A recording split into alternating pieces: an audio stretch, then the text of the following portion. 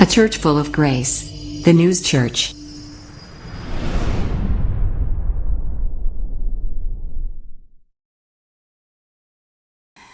지난주에는 온 국민의 관심사였던 대통령 선거가 있었죠.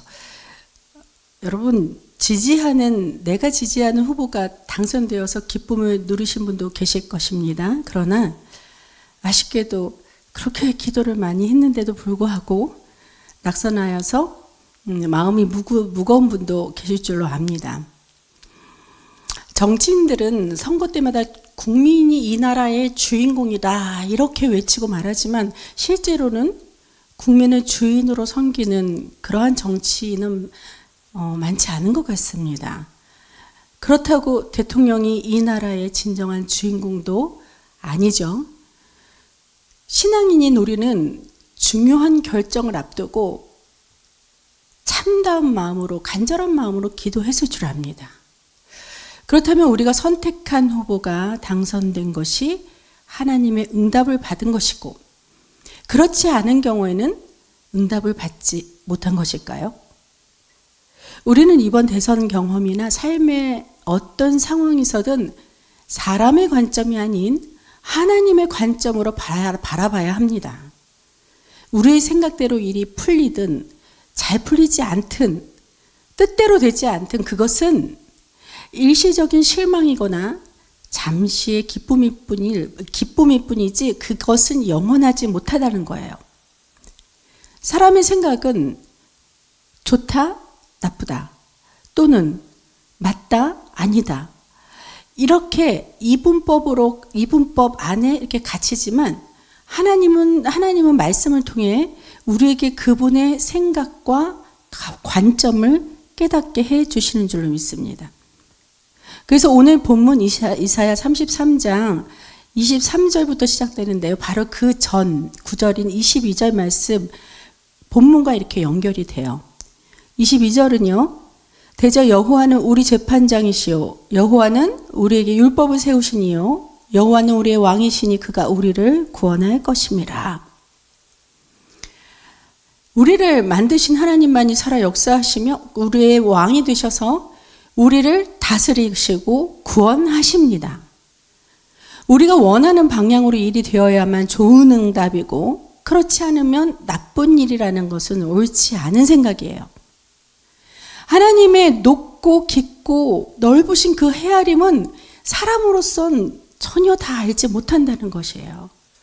우리는 그분의 뜻과 방법으로 그 다스리심을 믿고 어떤 상황에서든 겸허한 자세로 살아계신 하나님을 찬양하며 믿음으로 나아가서 하나님의 때에 하나님이 어떻게 역사하신가를 기다릴 줄 아는 인내도 필요할 줄 압니다.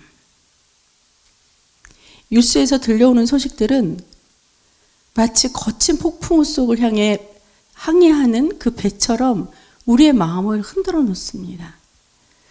나라의 상황뿐만 아니라 개인적인 삶 속에서도 우리가 마찬가지일 거예요. 여러분, 지금 어떤 폭풍을 마주하고 계십니까? 경제적인 어려움인가요? 관계의 갈등인가요? 아니면 설명할 수 없는 깊은 내면의 아픔이 있는지요? 오늘 말씀 통해 하나님의 참된 위로와 소망이 여러분에게 임하길 바랍니다. 본문을 한번 보시면요. 본문의 배경이 된 이스라엘은 마치 거대한 침략국 아수르 앞에 놓인 약소국이었어요. 이스라엘의 면적을 보기만 해도 우리나라의 약 5분의 1 정도 되나요? 강원도나 그 정도 되는 면적밖에 안 되는 게 한 나라입니다. 얼마나 약소국이겠습니까? 마치 돛대줄이 풀리고 돛을 달지 못해 표류하는 배처럼 위태로워 보였죠. 아수르에 비교해 보십시오. 그러나 살아계신 하나님은 이사야 선지자를 통해 놀라운 약속을 선포하셨습니다. 그것은 바로 흔들림 없는 소망과 온전한 회복에 대한 약속이에요. 이는 오직 살아계신 성령 하나님의 주권적인 인도하심과 능력 안에서만 이루어질 수 있습니다. 여러분도 이 약속을 원하신다면 사람의 힘이나 능력이 아닌 이 모든 것을 이루실 성령 하나님을 믿고 먼저 확신의 찬양을 들으시길 바랍니다. 자, 오늘 말씀을 통해 우리는 성령의 조명 아래 세 가지 진리를 붙잡고자 합니다. 첫째, 성령은 교만한 강자를 꺾으시고 약한 자를 통해 역사하십니다. 둘째, 성령은 육체적 고통을 넘어 영혼의 평강을 가져오십니다. 셋째, 성령은 우리를 죄사함의 은혜로 인도하시고 온전한 회복을 이루십니다. 믿으시기 바랍니다. 우리에게 얼마나 희망적인 말씀인지 몰라요? 이 말씀들이 우리의 삶의 폭풍 속에서 흔들리지 않는 성령의 돛이 되기를 소망하며 성령께서 우리의 마음을 열어주셔서 깨닫는 은혜로 충만한 시간이 되길 축원합니다.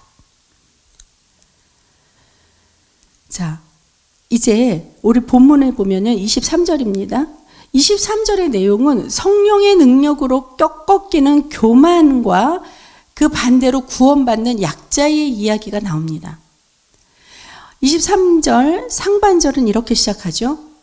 내 돛대줄이 풀렸으니 돛대의 밑을 튼튼히 하지 못하였고 돛을 달지 못하였느니라. 여기까지 보면요. 자, 여러분 보십시오. 만약 거대한 전함이 항해를 하는데 갑자기 돛대줄이 확 풀렸어요. 그리고 돛대가 튼튼하지 못하여 돛조차 달 수 없게 된다면 어떻게 되겠습니까? 그 배는 말도 필요 없이 더 이상 전진할 수 없고 결국 거친 파도에 의해 좌초되거나 침몰하고 말 것입니다. 우리의 삶도 마찬가지예요. 우리의 계획, 우리의 힘, 우리의 의지, 심지어 우리의 믿음조차도 때로는 이처럼 흔들리고 약해질 수밖에 없다는 겁니다. 우리가 삶의 방향을 잃고 헤매며 방황하는 그 이유가 무엇일까요? 바로 돛대줄이 풀리고 돛대 뿌리가 튼튼하지 못했기 때문일 것입니다. 지금은 비유로 얘기하지만 여러분 말씀 가운데 바로 주님이 주시는 말씀이 있을 것입니다. 이것은 뭐냐? 우리 안에 있는 영이 연약해졌다는 그 비유를 얘기하는 거예요. 우리에게 주어진 삶이 하나님의 뜻대로 순항하려면 성령 충만한 삶을 살아야 합니다.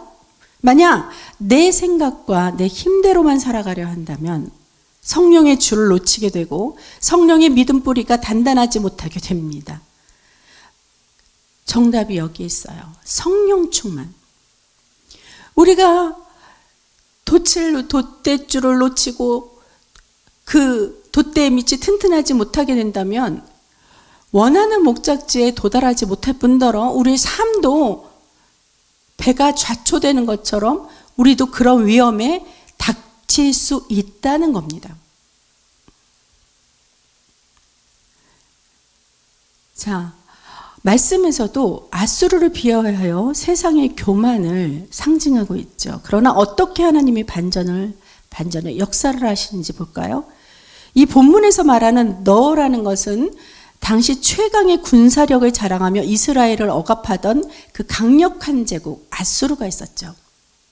아수르를 의미하는데 이 아수르의 침공으로 인해 풍전등화 같던 유다에게 한가락, 실오라기 그러한 희망을 준 선지자 이사야가 있었습니다. 그래서 이사야를 통해서 하나님의 말씀이 선포됩니다.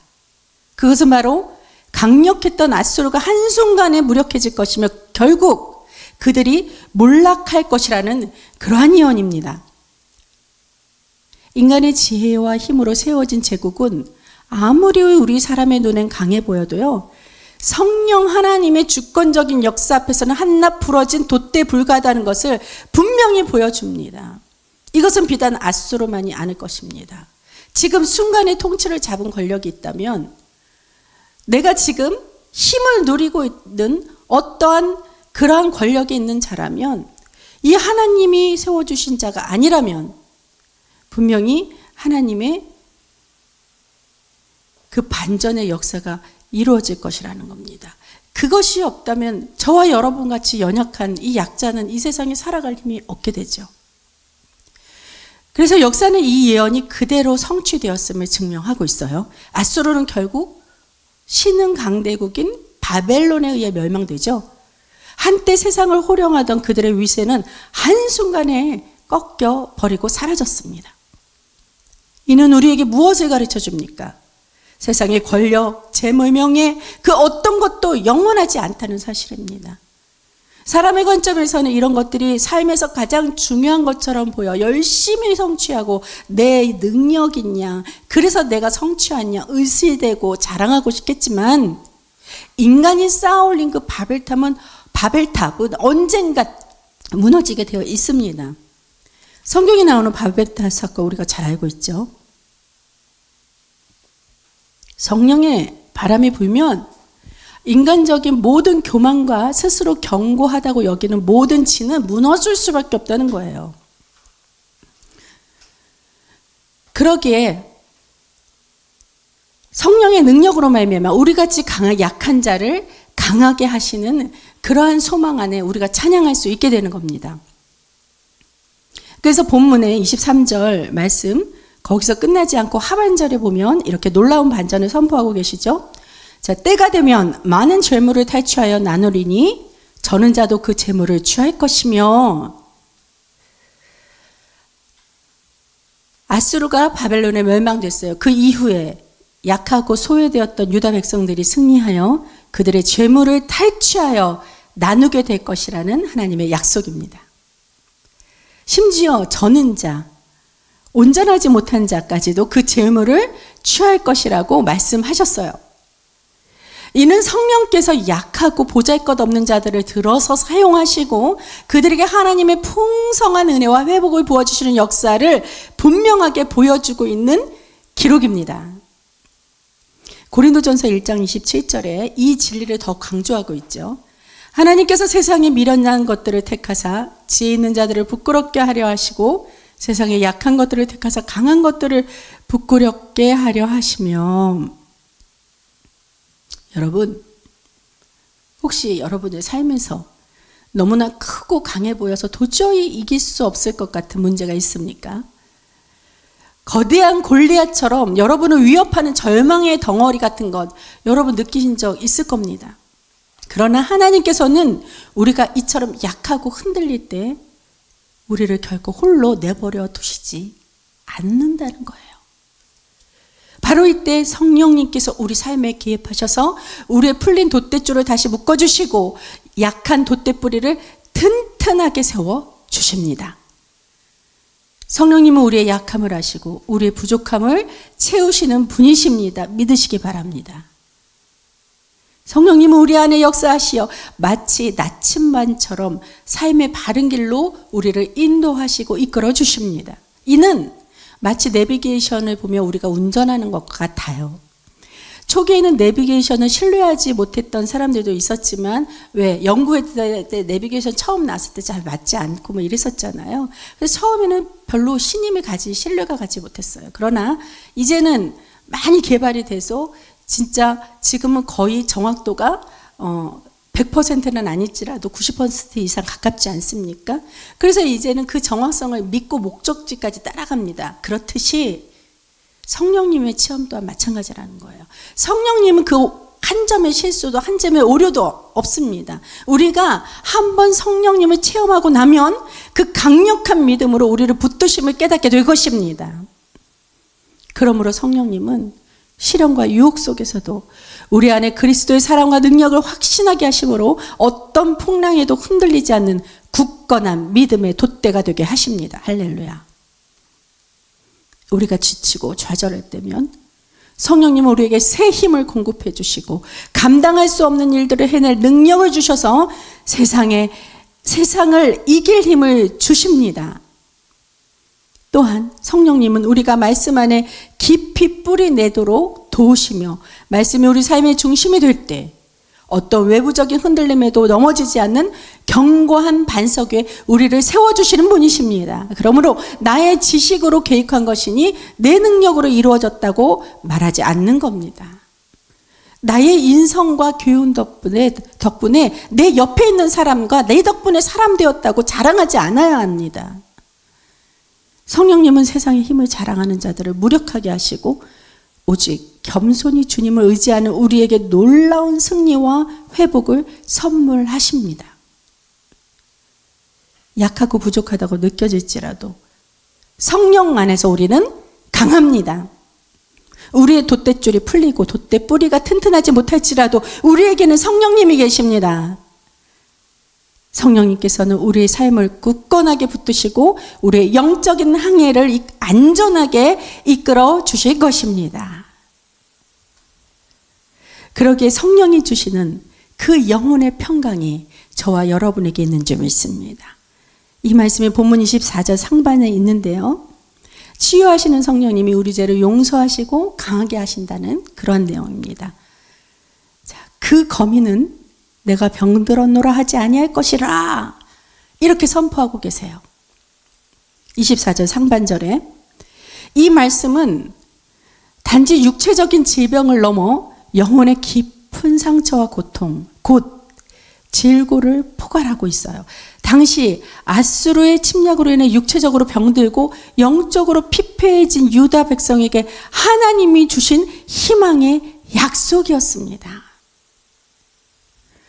질고가 뭐예요? 질병과 고통이잖아요.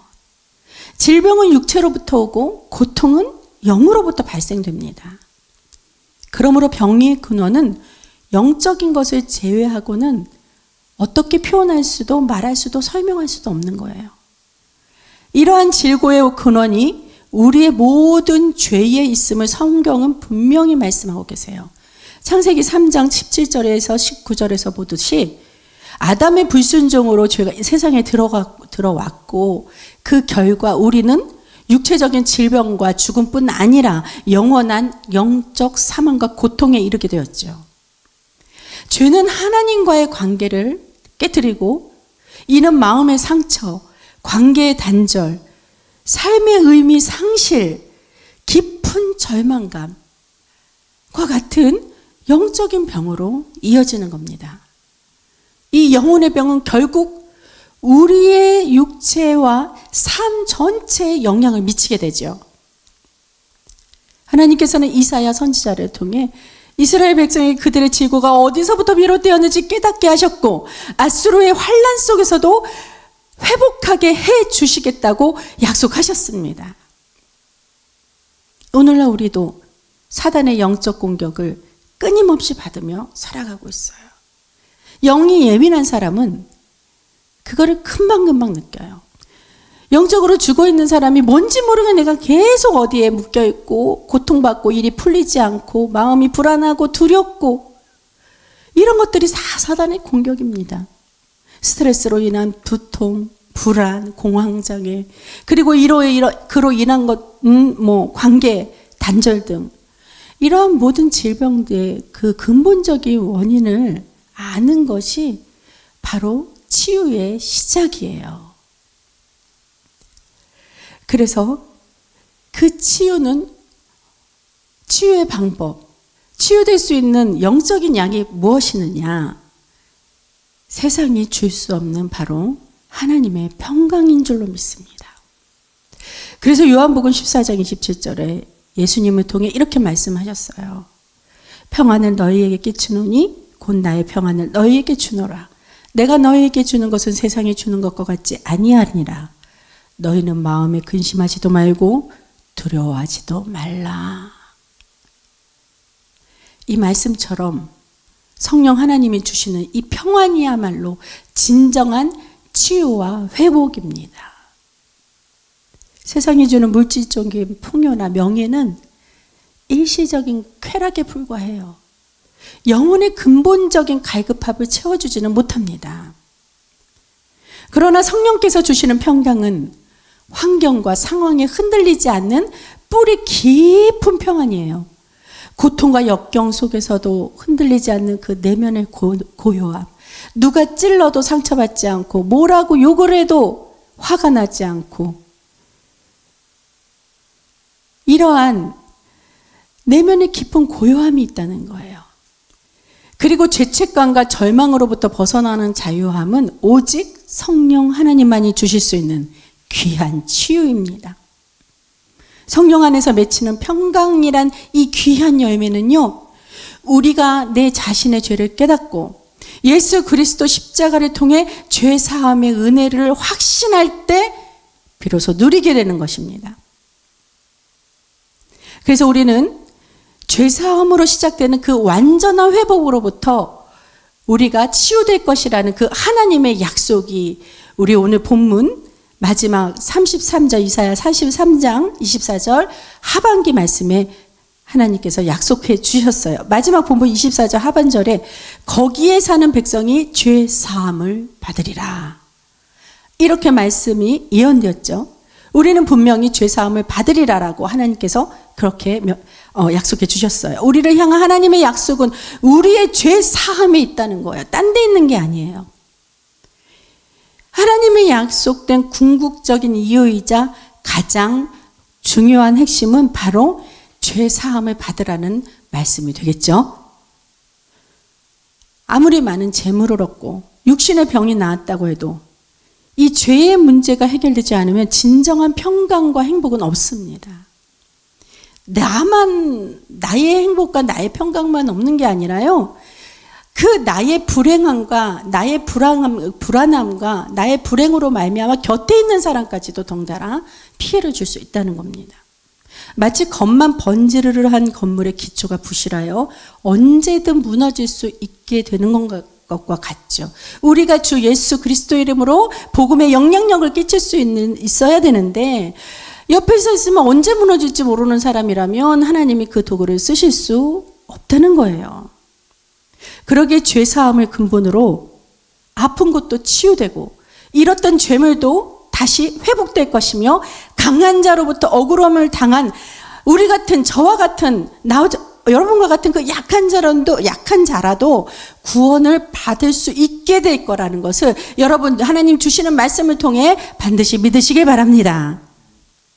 이 모든 놀라운 회복이 죄 사함을 통한 하나님의 약속입니다.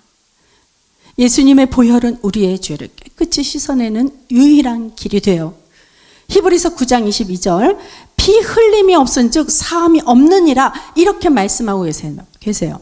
자, 육체로부터 태어난 신생아는 엄마의 죽을 뻔한 만큼의 그 고통을 통해 태어나요. 임산부들을 보면 병원에 이제 아이를 낳아서 가면은 진짜 그 엄마의 목숨을 내어놓고 아기를 분만하게 되는 것입니다. 그러나 새롭게 거듭난 우리의 영혼은 예수님이 십자가에 못 박혀 죽으심으로 피 흘리심으로 말미암은 것입니다. 예수님은요, 죽을 뻔한 것이 아니라 진짜 죽으셨어요. 그래서 우리의 영혼이 새롭게 탄생한 것입니다. 그것이 부활하심으로 말미암아 영원한 생명에 함께 거하신 그리스도 예수님이 우리에게 주신 은혜예요. 이 얼마나 놀라운 역사입니까? 주님 앞에 찬양하며 영광드립니다. 결론입니다. 그러므로 우리가 회개로 시작되는 성령의 충만과 그를 통한 온전한 회복이 이루어져야겠습니다. 올해 우리 던수교회 포효는 하나님께서 담임 목사님을 통해 주신 기도의 권세를 회복하라 입니다. 이 기도의 권세는 바로 회개의 기도로부터 시작되어야 합니다. 우리는 매일 회개함으로 혹여 하나님과의 관계가 순간이라도 단절되지는 않았는지 늘 점검해야 해요. 육체의 건강을 위해 매일 운동하고 관리하듯이 영적으로 잘 관리할 수 있는 가장 좋은 방법은 바로 회개입니다. 운동은 하루도 빠짐없이 하는 사람들이 있어요. 엄청 관리를 잘하죠. 그래서 참 건강합니다. 근데 영적으로는 너무 아무것도 하지 못하여 소홀해서 영육 간의 균형이 이루지를 못하고 있어요. 우리가 영육 간의 강건함을 얻어야겠습니다. 이 회개를 통한 죄 사함은 우리가 경험하는 모든 회복의 출발점이라는 거예요. 기도를 하면서 하나님께 무언가를 달라고 우리가 그렇게 간구하고 떼쓰기까지 하잖아요. 근데 그렇게 달라고 하는 사람은 많지만 정작 받을 그릇을 깨끗이 준비해야 한다는 사실을 우리가 망각하기 쉽다는 거예요.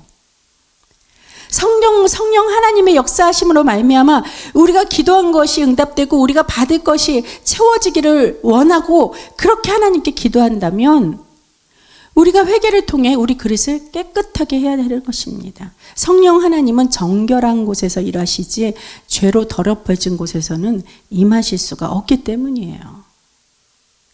그러므로 우리는 핑계하지 않고 회개해야 합니다. 변명하지 않고 나의 잘못을 깨끗이 인정하는 것이 바로 정직함입니다. 하나님 앞에 먼저 정직한 사람이 사람에게도 사과할 줄 알게 돼요. 하나님 앞에서도 회개할 줄 모르는 사람은 사람 앞에서도 분명히 잘못한 일임에도 불구하고 사과할 줄 모르는 사람입니다. 하나님과 가까운 관계로 발전되면 사람과의 관계도 저절로 좋아지는 그런 경험을 할 줄로 믿습니다. 하나님과의 관계가 가까운 사람은 바로 성령 충만한 사람. 회개를 통해 죄에서 자유하여 성령 충만할 때 비로소 성령의 항해가 시작될 것입니다. 할렐루야. 하나님의 뜻을 향한 성령의 항해가 저와 여러분에게 시작되기를 축원합니다. 하나님이 성령의 돛을 세우시면 우리는 성령의 돛대줄이 다시는 풀리지 않도록 꽉 잡고 믿음으로 돛대의 밑을 튼튼히 하여 하나님 나라 확장을 위한 귀한 톡으로 쓰임받기를 소망합니다.